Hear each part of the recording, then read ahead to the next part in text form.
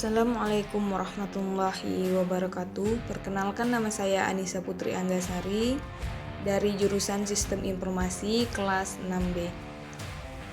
Tugas ini saya ajukan untuk memenuhi syarat ujian akhir semester mata kuliah Sistem Pendukung Keputusan atau SPK dengan dosen pengampuh mata kuliah yaitu Bapak Dr. Darek Susanto MKom. Di sini saya menggunakan metode WP. Baiklah teman-teman, di sini saya akan menjelaskan apa itu metode weighted product atau metode WP. Di mana metode WP adalah salah satu metode dan keputusan multi kriteria. Metode ini digunakan untuk menilai dan membandingkan beberapa alternatif berdasarkan beberapa kriteria. Prinsip dasar WP adalah menghitung nilai dari setiap alternatif dengan mengalihkan nilai dari setiap kriteria yang diukur pada alternatif tersebut dengan bobot yang diberikan pada setiap kriterianya. Oke teman-teman, di sini saya sudah mempunyai satu studi kasus yang berjudul Sistem Pendukung Keputusan atau SPK dalam menentukan lemari plastik terbaik di toko Istana menggunakan metode WP. Sebelum kita menggunakan metode WP, ada beberapa step atau langkah yang perlu kita lakukan. Yang pertama, kita harus menentukan dulu tabel penentuan kriteria, di mana pada tabel kriteria ini saya sudah membuatkan kode, ada kriteria, cost atau benefit, dan juga bobot. Pada kolom kode saya sudah membuat kode K1 sampai K4. Untuk kolom kriteria saya sudah membuat kapasitas, ketahanan, desain, dan juga harga.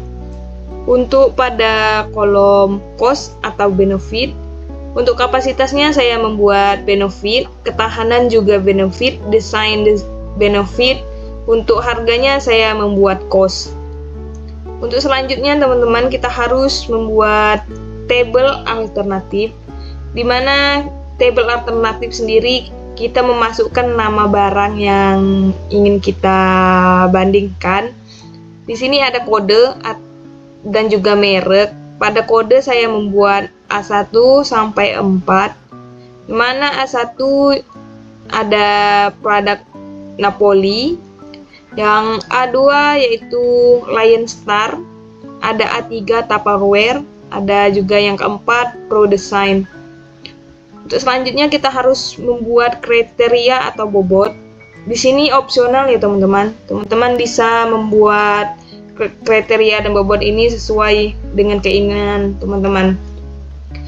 Di sini ada bobot, saya sudah membuat 1 sampai 5. Ada juga kepentingan, di mana bobot pertama tidak penting, yang kedua kurang penting, yang ketiga cukup penting, yang keempat penting, yang kelima sangat penting. Nah, setelah kita menentukan kriteria dan bobot, di sini ada nilai atau bobot yang perlu kita masukkan. Untuk kapasitas saya memasukkan nilai bobotnya 4, untuk ketahanan saya membuat 5, desain juga 4, harga juga 4.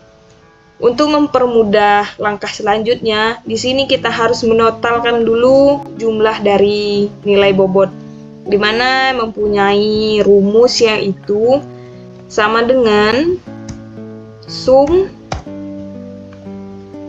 kita blok dari kolom E5 sampai kolom E9, lalu kita enter. Langkah selanjutnya yaitu kita harus menentukan dulu data alternatif untuk setiap kriteria. Di sini saya sudah memasukkan beberapa data yang saya perlukan.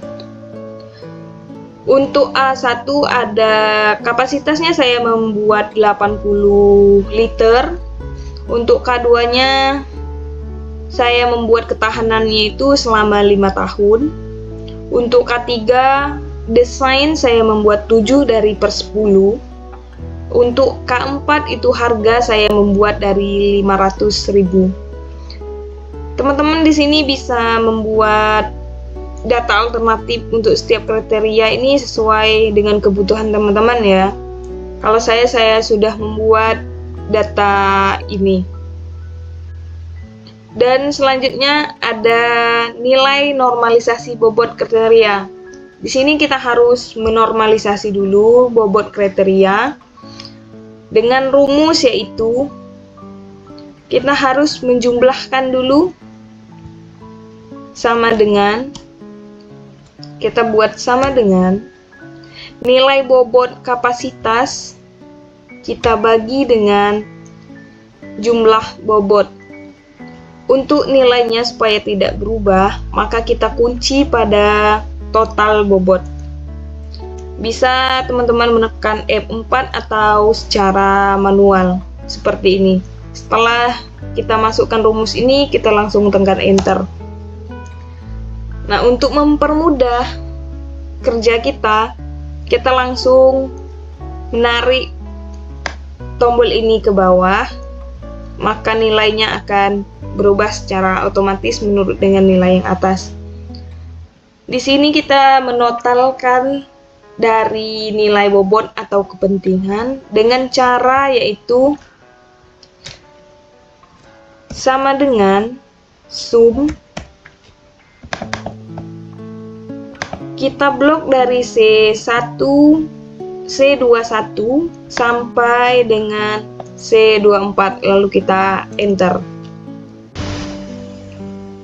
Untuk menentukan nilai pemangkatan, kita bisa masukkan rumus, yaitu sama dengan C21 kita kalikan dengan 1. Karena dia benefit, maka kita kalikan dengan 1 ya teman-teman. Lalu kita tekan enter. Untuk yang ke bawahnya itu sama. Untuk yang cost, maka kita kalikan sama dengan nilai K24, kita kalikan dengan min 1.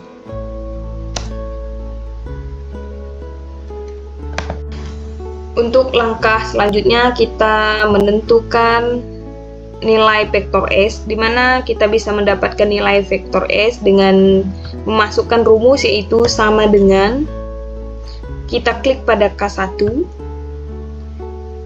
kita jangan lupa untuk memasukkan tanda kurung ya teman-teman.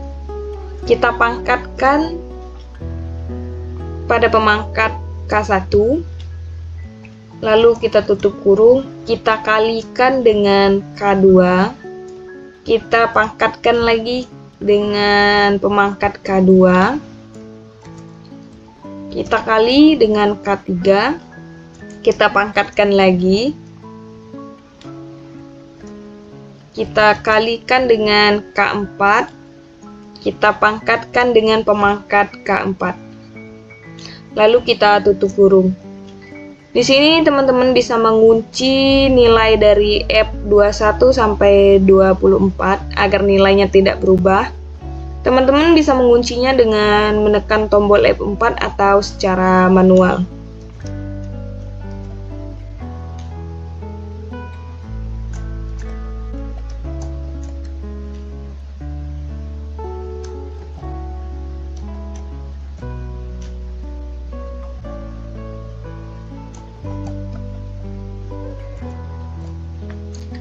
Setelah rumusnya kita masukkan, kita bisa menekan enter. Nah, teman-teman di sini nilainya sudah keluar. Untuk mempermudah kerja kita, ada tanda titik di pojok kanan bawah. Kita tarik saja ke bawah agar mempermudah kita dalam mencari nilai. Di sini nilainya sudah muncul. Pada vektor S kita jumlahkan nilainya dengan menggunakan rumus sama dengan sum.